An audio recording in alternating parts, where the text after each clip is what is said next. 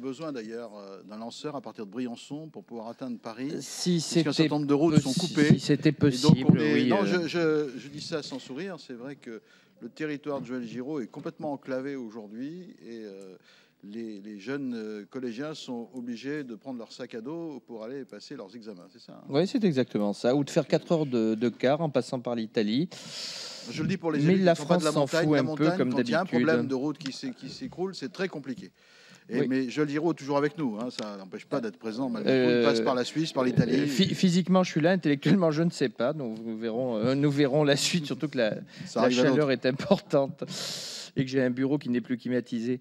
Mais bon, bien, merci, Monsieur le Président. Sauna, ce n'est pas forcément une mauvaise formule. Oui, c'est très bien.